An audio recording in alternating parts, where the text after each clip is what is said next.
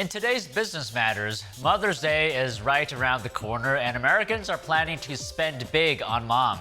According to the National Retail Federation, a little over $34 billion is expected to be spent on Mother's Day this year.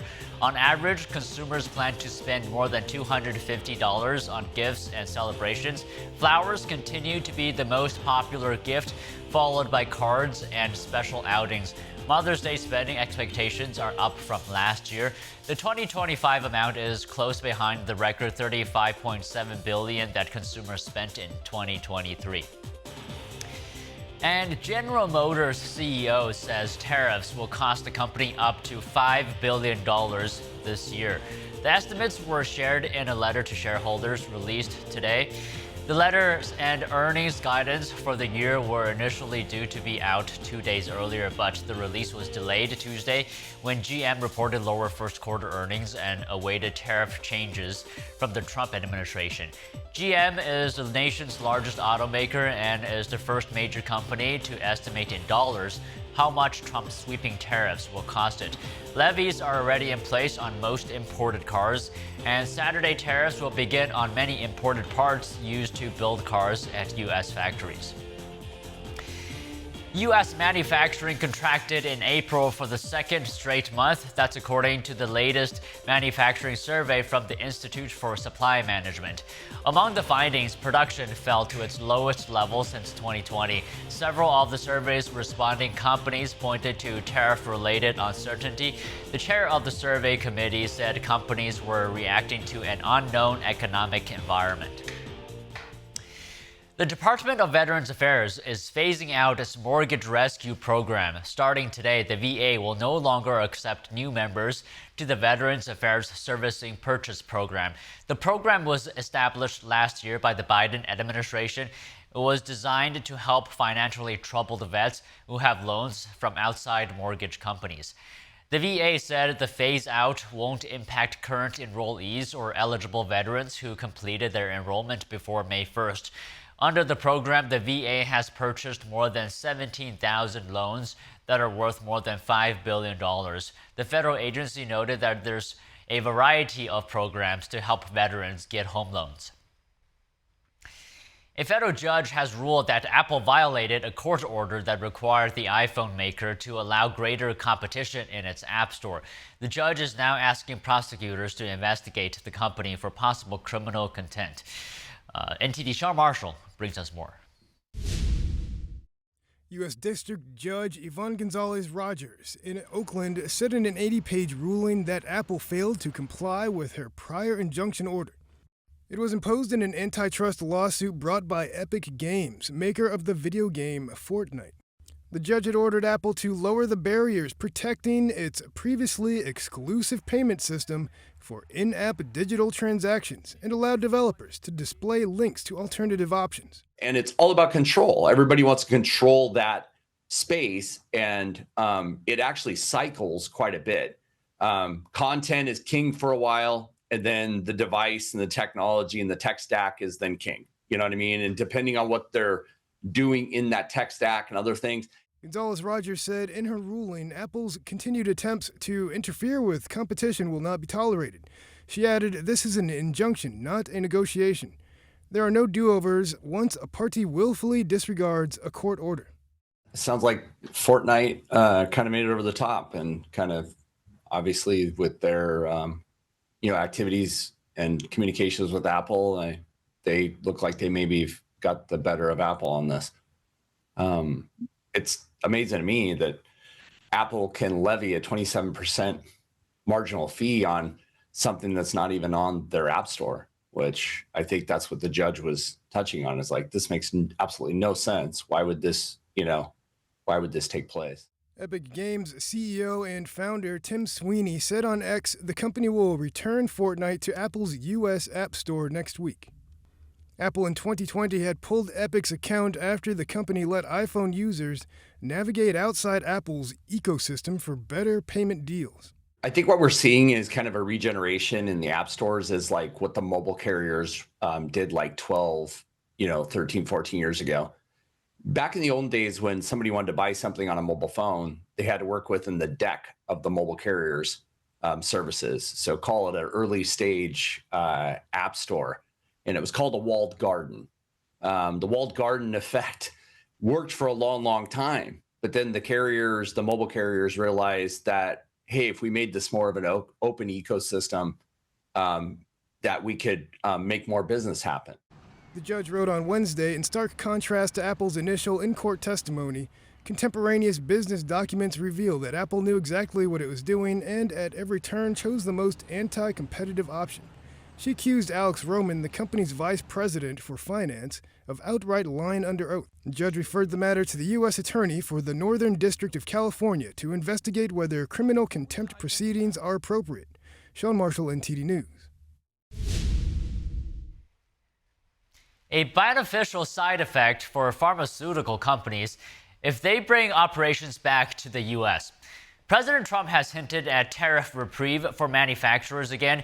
During a meeting with pharma and tech leaders, Trump said that if companies moved plants to the U.S., they would face no tariffs. He also suggested they would get, quote, a lot of time to make the switch before they would have to face any levies. Drug makers are bracing for tariffs targeting the industry to be announced as soon as next week. Ford is extending its employee price promotion as the American auto industry braces for 25% auto tariffs that are going into effect this weekend. At the same time, Ford's CEO is revealing its dependence on some imported parts. Here's more. Ford's American roots won't be enough to spare the iconic brand from auto tariffs that go into effect on Saturday. CEO Jim Farley warns that the company depends on global trade to make its vehicles. Farley explains that Ford imports certain parts that are simply not available in the U.S. And he says that even if some parts could be bought in the U.S., it makes more economic sense to import them to keep retail prices low. Even though President Trump signed an executive order that offers some tariff relief to automakers, analysts still expect prices to increase by thousands of dollars. Vehicles imported into the U.S. will still be subject to 25% tariffs, but additional tariffs won't be stacked on top of one another. To attract tariff-wary drivers, Ford is extending its employee price promotion until July. The From America, For America discount can save a buyer as much as $3,000 on a Ford F-150. The truck is just one of the models eligible for the deal. Airbus is rerouting its plane deliveries to avoid U.S. tariffs. Its CEO explained that it's looking for opportunities to export planes for its U.S. airline customers to destinations outside the U.S. He said this is the case specifically and especially for clients who have international operations. He explained that Airbus would have to pay tariffs to send parts to its final assembly plant in Alabama, or it would have to face and pay an import fee if the plane is made in Europe. Airbus used this strategy in the past during a previous trade war between the U.S. and the EU. During that time, Delta used its new Airbus plane exclusively for international flights, so the plane was never officially imported. Subway is still the largest restaurant chain in the United States, but it keeps shrinking. The sandwich chain's number of franchises has fallen below 20,000 for the first time in 20 years. According to franchise disclosure documents, Subway closed more than 600 restaurants last year, leaving it with about 19,500 locations in the U.S. That marks the 8th consecutive year in which Subway has shuttered locations in the U.S. Subway peaked in 2015 with about 27,000 locations. The chain has struggled with growing competition, shifting consumer preferences, and lower average sales compared to its rivals. On the flip side, Subway has grown internationally for 2 consecutive years. And the Department of Transportation is rolling out more financial incentives to hire air traffic controllers and an incentive package to keep controllers from retiring. It's the latest move to deal with an ongoing shortage of these critical workers. The DOT says there's a shortage of about 3,000 controllers in the U.S. Among the new incentives, new graduates of the Air Traffic Controller Academy will get a $5,000 bonus, and bonuses will be given to controllers who go to locations that are harder to staff. Also, the FAA will give incentives to controllers who are nearing the retirement age of 56 to convince them to stay on. President Trump signed an executive order on Monday requiring truck drivers to pass English literacy tests as a safety requirement. The order directs the Secretary of Transportation to rescind guidance that watered down the law requiring English proficiency for commercial drivers. Now, is this going to impact the trucking labor market? Earlier, I discussed this topic with Mike Kucharski. He's the co-owner and vice president of JKC Trucking. Take a look. What is your initial thoughts on this order? Good morning. Thank you for having me on your show. So this is the biggest news in a long time that's come for truckers. This executive order, I believe, will only make the road safer for all Americans. Let me break it down. There is some logic behind this executive order. No matter what country you deliver goods in, it's important to speak and read the local language for safety and compliance. In the United States, most road signs, safety warnings, permits, shipping documents, federal transportation regulations are written in English. When I took my commercial driver's license test, it was always English. This is not a new concept. Being able to read and understand English ensures drivers can follow directions, comply with law, avoid accidents, read delivery instructions, and deliver cargo efficiency safely. But most importantly, respond appropriately in emergencies. Let me give you 4 examples. One, if you and I were driving in Wyoming at nighttime and somebody yells, black ice on the CB, we need to instantly react with caution and slow down so we don't wreck and cause the highway to be shut down. Or 2, we're still driving at nighttime and another trucker warns us there's a rollover in the middle of the road. Full stop. We have to react and stop. Understand those actions to stop, not to get to an accident. 3, and here in the city of Chicago, we have a lot of these caution low bridge signs. If you're a driver with limited English, you're going to get stuck on one of these bridges and you're going to ruin the truck and the load. Okay, so I would imagine for larger companies, maybe perhaps this would have a less impact. But do you see this having a larger impact on smaller carriers that maybe rely on immigrant drivers who potentially may not be fully fluent in English? No, you're right. And it does on smaller companies. But what happens where the problem is, there'll be people come from other countries, Eastern European countries, and the owner doesn't speak English, which is the first problem. And then he'll hire a bunch of immigrants that don't speak English either. And this is where the problem comes. They have nowhere to rely on or somebody to help them, learn English, learn the laws, be safe. And usually these owners, after they start making some money, they leave the country. So that's, yes, on the lower small companies, that is a problem. So earlier you gave us a lot of examples relating to safety, but on top of that, besides safety concerns, this also raises the standard for professionalism, right? Correct. Let me tell you something. Truck drivers carry a tremendous amount of responsibility. They're not just moving freight. They're sharing the road with families, with your children, our parents, our grandparents. In that environment, being able to read and understand traffic signs, safety instructions, and emergency notices isn't optional. It's critical to keep us all safe. Well, all right, Mike, thank you very much for talking to us on this important issue today. Thank you so much.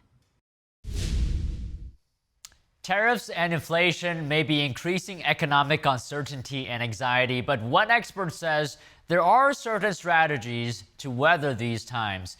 So focus on what you can control. Keep adding to your rainy day fund and be cautious with spending. Don't panic either. These were the main points financial planner and founder of Worth Winning, Lauren Williams, shared with NPR. She also cautions people to not get overloaded with information. Williams suggests tuning out the news and unfollowing social media accounts that are making you anxious. She's also warning that scammers tend to take advantage during a financial crisis. For those about to retire, Williams suggests consulting a financial professional. For everyone else, she advises not watching investments too closely, saying market volatility shouldn't affect long-term outcome. Starbucks is rolling back its automation rollout. The coffee giant is planning to ease back on automation and hire more baristas. During a call with investors, CEO Brian Niccol acknowledged that reducing staff with the hopes that equipment could offset labor backfired. Niccol noted that small details and hospitality drive satisfaction, like handwritten notes on cups and seating. This comes at a time when Starbucks reported a fifth straight quarterly decline. CVS Health beat Wall Street expectations for its first quarter results and hiked its guidance. The healthcare giant benefited from its insurance business, showing signs of improvement for the first time in several quarters. At the same time, CVS announced that Aetna will stop offering insurance plans on the Affordable Care Act marketplace next year since it's losing money. CVS also struck a deal with Danish drug maker Novo Nordisk.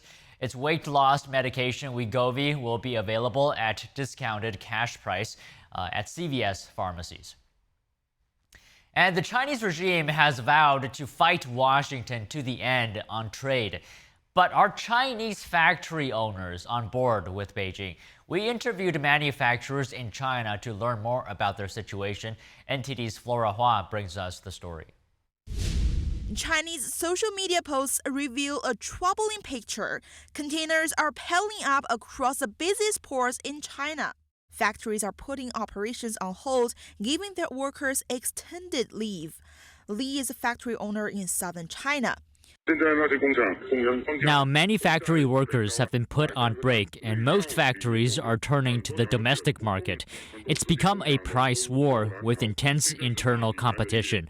A lot of factories just can't keep up anymore. A factory owner in the port city of Qingdao says his business used to make at least $700,000 a year, but ever since the tariff war launched, we've basically been in a shutdown state for the past week. It also involves returning orders. The market competition has been quite intense. Zooming out, how are China's declining exports affecting the second largest economy as a whole? A business owner from China's tech hub, Shenzhen, shared his concerns with us. The situation is extremely severe. We immediately couldn't handle it after those tariffs were imposed. And it's not just the factories. The retail sector, food and beverage services, pharmaceuticals, all kinds of businesses, they're all pushed off the cliff. The whole economy is in trouble and people are struggling to get by. China recently wrapped up its largest trade fair, the Canton Fair. Many see it as a benchmark that reflects the country's trade situation. Some exporters told NTD's sister media, the Epoch Times, that this year's trade fair was much emptier compared to before. Many merchants also wrapped up their booths early. Some fairgoers said it was rare to see clients from the U.S. and Europe this year. Analysts say trade between the U.S. and China essentially broke once tariffs topped 100%. Danny Lau owns a manufacturing business in Hong Kong. The U.S. market is such a big market that it's difficult to replace. Most of our profits come from the U.S. market, so without that market, it would be difficult for us. Most of his U.S. clients have reached out to cancel orders and have suggested they would stop going businesses with him if the trade war persists. Social media posts and commentary reflecting the hardships of Chinese business are largely being censored inside China. Flora Hua, NTD News. President Trump said Wednesday that Raytheon Technologies and IBM might get a contract to modernize U.S. air traffic control. Trump said there are 5 companies that could do the modernization work. Calls to modernize the nation's air traffic control system intensified after a mid-air collision in January between an Army helicopter and an American Airlines jet in Washington, D.C. The House of Representatives is considering a $12.5 billion proposal to replace aging air traffic control facilities, along with $1 billion for air traffic control hiring. The Federal Aviation Administration is about 3,500 air traffic controllers short of targeted staffing levels. Okay, onto markets now. U.S. stocks rallied today, with the Dow and S&P 500 logging their 8th straight day of gains, and that's boosted by strong earnings from Microsoft and Meta platforms. Microsoft surged on a positive cloud growth outlook. briefly actually surpassing Apple as the world's most valuable company. Meta rose on better than expected ad revenue, and these results eased concerns about the return on AI investment and potential economic drag from President Trump's tariff policies. And that's it today on Business Matters.